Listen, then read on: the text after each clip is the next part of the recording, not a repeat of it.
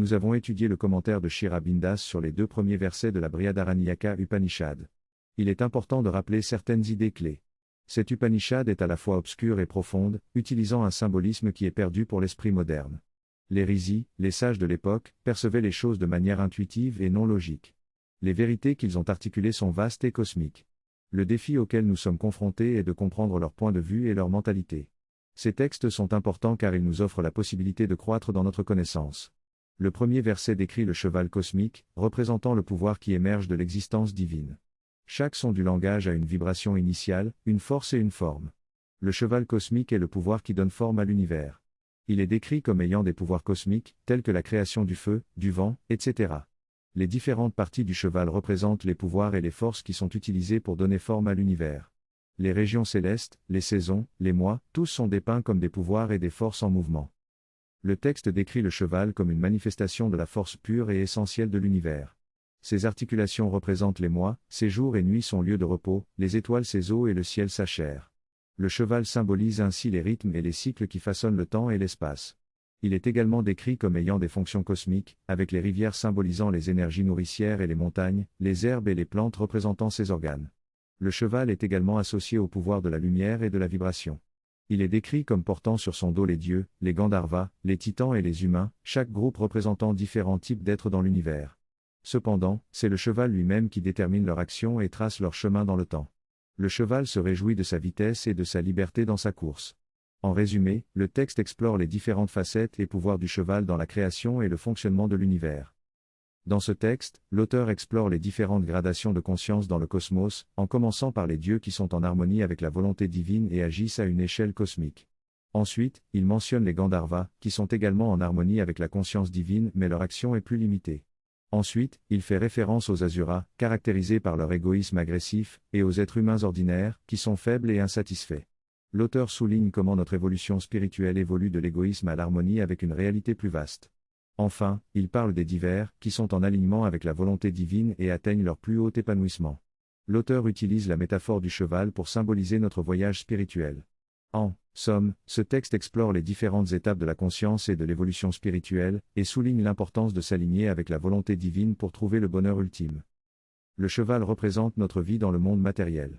L'Asura est une tentative de s'élever dans le vital et le Gandharva est le vital supérieur tourné vers le mental et le spirituel.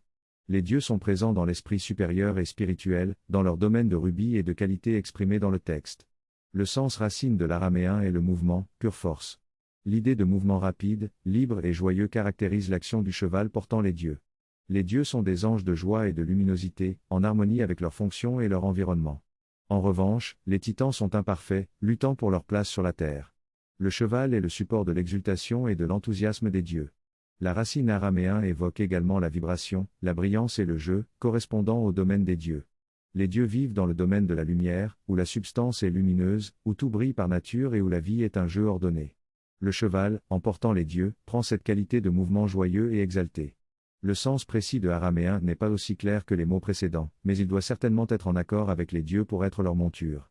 L'éclat et la joie étaient le caractère des dieux ariens. En revanche, le cheval prend la forme caractéristique des Gandharvas, exprimant l'art, la beauté et le plaisir. Et enfin, pour les hommes, le cheval se convertit en a pour nous rappeler le concept d'Ashwa, qui est abordé ensuite dans le texte.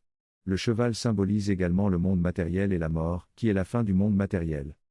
Dans ce passage, l'auteur explore le concept de la fin et de la mort dans la vie humaine. Il souligne que la fin est caractéristique de la mort et que l'être humain est particulièrement soumis à cette condition. L'auteur explique que la vie matérielle est basée sur la consommation et l'absorption, mais que cela conduit inévitablement à l'épuisement et à la mort. Pour survivre, la force de vie doit se déplacer d'une forme à une autre et donner naissance à de nouvelles formes. Cependant, cela implique également d'absorber d'autres formes de vie, ce qui crée un cycle de vie et de mort. L'auteur souligne également que dans l'acte même de consommer et de se reproduire, il y a une forme de plaisir. Cependant, ce plaisir est lié à la consommation et conduit finalement à l'épuisement de soi-même.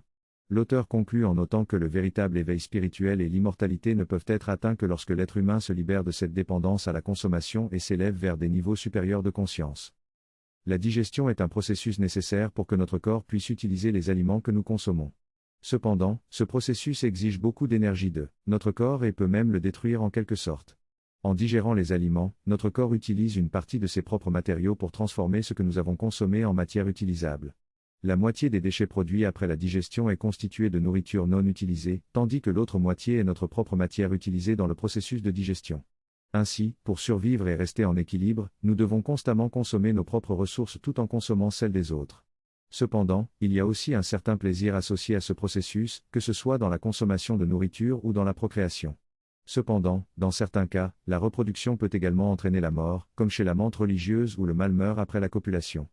Cette association entre la reproduction et la mort est souvent présente dans le règne animal. Cela peut être dû à la nature de la vie matérielle elle-même, où la force vitale liée à la matière conduit à la destruction de soi. Ainsi, les hommes sont particulièrement soumis à la faim, qui est aussi une forme de mort. Cependant, en évoluant vers un état supérieur de conscience, il est possible de transcender cette destruction et d'accéder à l'immortalité. C'est en devenant de véritables fils de l'immortalité que nous pouvons échapper à la faim qui est la mort et nous élever vers le divin. C'est le but ultime de la vie humaine, de réaliser cette immortalité en dépassant l'ignorance qui nous lie à la matière. Bien que nous soyons nés dans un monde matériel éphémère et mortel, notre essence porte en elle le potentiel de l'immortalité. Nous sommes donc le pont entre cette réalité mortelle et le royaume divin de l'immortalité. Cela rend notre voyage extrêmement difficile, mais aussi merveilleux, car nous avons la capacité de réaliser l'opposé même de ce à quoi nous sommes confrontés. Lorsque nous atteindrons cet état de conscience supérieure, la faim qui est la mort disparaîtra et nous serons véritablement des fils de l'immortalité. C'est la force qui se manifeste en nous, l'amrita separa, l'immortalité sans fin. Dans le voyage pour réaliser cette immortalité, nous passons de la contrainte à la mort et à la consommation pour devenir des êtres divins. C'est un processus miraculeux où le plus haut et le plus bas se rejoignent.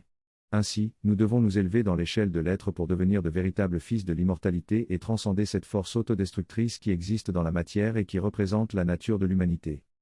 Dans ce passage, il est souligné que même dans les processus les plus matériels et denses, tout est en constante transformation. Les atomes, bien qu'ils semblent permanents, se décomposent en réalité constamment, tout comme les formes plus complexes comme l'uranium. Ainsi, il n'y a pas de stabilité permanente ou d'immortalité dans la matière. Cependant, l'homme ressent un désir ardent de réaliser cela. Ce désir est lié, accent aigu à la libération de la mort et de l'ignorance, qui est le point central de l'Upanishad. Le cheval mentionné dans la parabole représente un préambule à cette libération, qui est décrite comme un voyage de l'humanité de la mort et de l'ignorance vers la connaissance divine et l'immortalité. Avant de décrire ce voyage, il est nécessaire de comprendre l'univers lui-même, comment il est formé et pourquoi il fonctionne ainsi. Le cheval cosmique représente le contexte de ce voyage humain. Enfin, il est révélé que la mer est le frère du cheval et le lieu de naissance de l'homme. Cette mer représente l'océan supérieur de la Veda, qui est l'existence supérieure et divine. Cette mer suprême nourrit l'océan inférieur de notre monde manifesté et représente la cause supramatérielle de notre existence. Cependant, l'océan inférieur est limité et conditionné par l'illusion mentale, qui est la mer de la limitation et de la mort. Cela ouvre la porte à une évasion de ce monde d'illusion et de limitation. Le texte rappelle que nous sommes déjà en essence divin et que notre véritable nature et destinée sont immortelles et divins.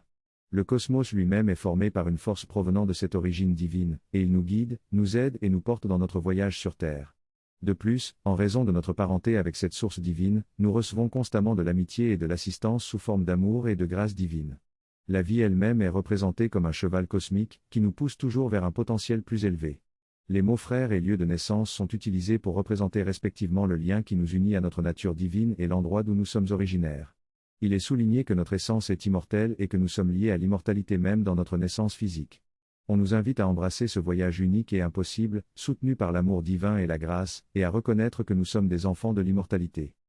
Dans ce passage, il est mentionné la grandeur de Jai, qui est né avant le cheval et qui galopait vers l'océan oriental. La nuit est aussi mentionnée comme une grandeur qui est née derrière lui et provenant des autres eaux. Il est dit que les grandes oreilles sont apparues de chaque côté du cheval, et qu'il est devenu le maître des dieux et des titans, ainsi que celui qui a engendré les humains. Le cheval est lié à la mer, qui est également considérée comme son lieu de naissance.